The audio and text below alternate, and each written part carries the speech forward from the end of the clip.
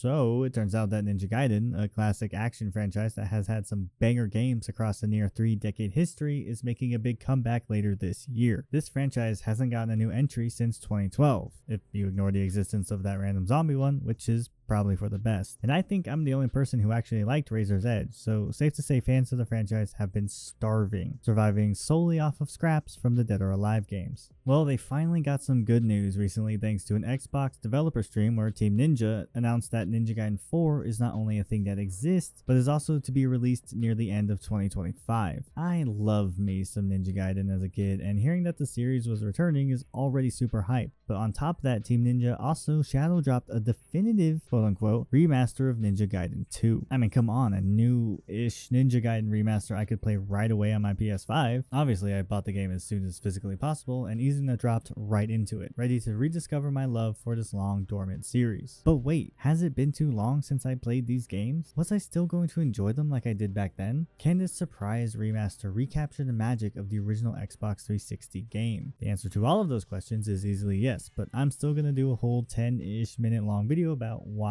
So anyway, I'm Tin from Tin Max, and welcome to that very video. Now, before I get too deep into my thoughts on Ninja Gaiden 2 Black, I want to real quick talk about why Ninja Gaiden 2 was more in need of a quote-unquote remaster than the first game. I just think it's neat and worth bringing up. Ninja Gaiden as a series has been around for a long time. After all, the first game released for arcades and the NES in 1988. However, the series as it exists today, being a 3D hack and slash action adventure series known for its brutal difficulty, first came about in 2004 when Ninja Gaiden was released for the original Xbox. That game then got a sequel just 4 years later in 2008, and a third game would come another 4 years after that. It's important to note that all of those games were originally released exclusively for Xbox consoles. PlayStation users would eventually get a version of those games that were basically remastered ports with the occasional extra bit of content thrown in. Those versions of the games were called Ninja Gaiden Sigma and Sigma 2, with 3 instead getting the subtitle of Razor's Edge for some reason. Now, I mention all this because Ninja Gaiden Sigma 2 is a particularly controversial version of the game, and also the version that has endured the most throughout the years, even being part of the Master Collection released just a few years ago. Sigma 2 technically looks better, but it was heavily censored compared to the original, and couldn't handle the same amount of enemies on screen at one time, making it easier as well. This is all relevant because this latest version of the game, the Black version, is meant to bridge the gap between the original Xbox release and the Sigma version that until recently has been the most accessible. Back is the blood and back are the enemies, but in turn there's also some Sigma content that didn't make the cut. Personally, I'm a very casual fan of the series, so my first time learning all of this was like a week ago, but I do find it interesting nonetheless. Truthfully, I don't particularly care how much it does or doesn't resemble the original Xbox game because the version I played as a youngster was almost definitely the Sigma one. I did own an Xbox 360 for a while, but barely used it for anything other than Mass Effect. As far as whether or not this remaster gives fans what they wanted from a Ninja Gaiden 2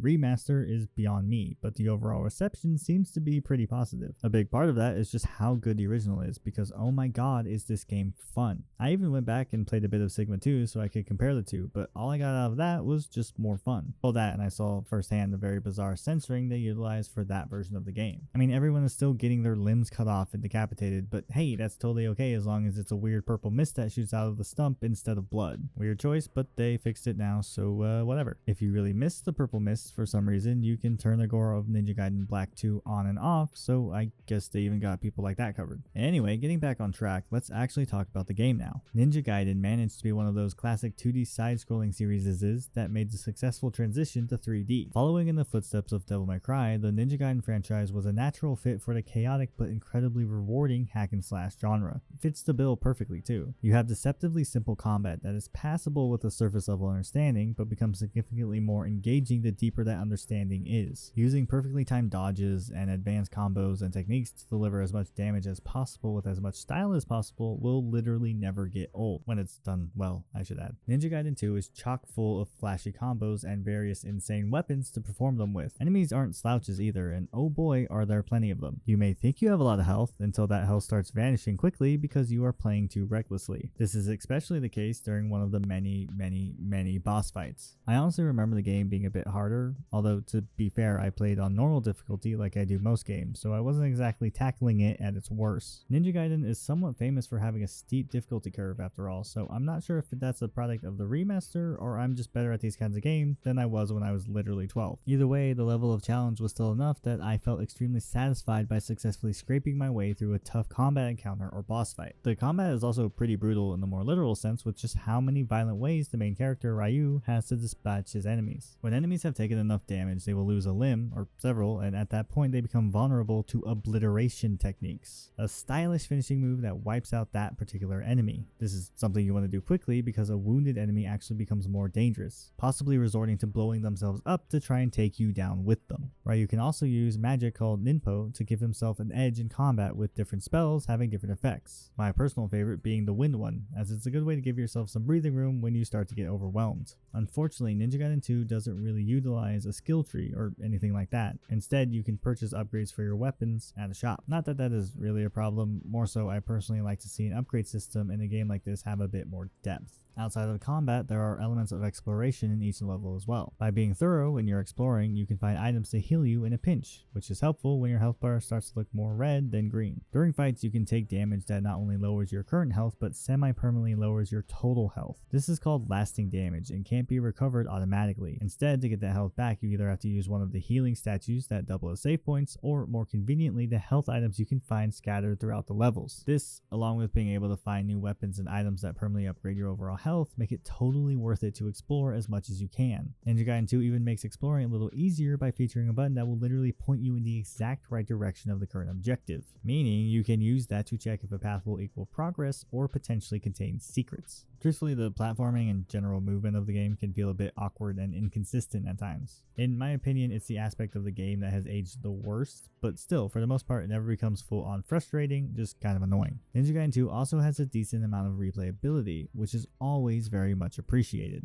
On top of just beating the game on the various difficulties, you can do chapter challenges where you basically play the story chapters again, but this time you're being graded. Get high enough combos, kill enough enemies, and don't waste time to get as high of a score as possible. There are also tag missions where you pick any combination of 2 of the 4 total playable characters and take on increasingly difficult combat challenges while once again being graded for your performance. By completing the story on higher difficulties and tackling as many chapter challenges or tag missions as you can unlock additional costumes for the characters, giving you a little bit of extra motivation. It's nothing revolutionary when it comes to replayability, but the game is fun enough that I will take any reason to play more of it. I should probably mention the story, seeing as the game does have one, but I honestly don't have much to say about it. It's just kind of there, and not even in a bad way. Ninja Gaiden 2's story just kind of washed over me as I played through the game. It's a fairly simple one where you play as a badass ninja named Ryu Hayabusa as he journeys all over the planet to stop bad guys who want to do bad guy stuff for bad guy reasons. There's not necessarily a lot of depth to the narrative or characters, but that's totally fine. I find the world of Ninja Gaiden to be an interesting one where pretty much any insane thing that could happen can and often does happen. It's a story that gets you from one action set piece to the next in a way that fits within the context of the world they've built, and that's really all it needs to do. It's a really fun joyride, and while there aren't a ton of characters, the ones that do pop up are great. You even get to play as some of those characters in a few chapters, adding a nice bit of spice to the gameplay loop. The story is fun and gets the job done without trying to be much deeper than it needs to be, and that works perfectly for this kind of game. Ninja Gaiden 2 is a hell of a good time, and every version of it that's popped up over the years also manages to be a hell of a good time. It then comes down to personal preference on whether or not a newer version is better than the OG, but I think it's safe to say that every version of this game starts with a very strong foundation. That's definitely the case for this version too. The original game was awesome, and this remaster doesn't get in its own way by trying to be anything more than the original was. You know what I mean?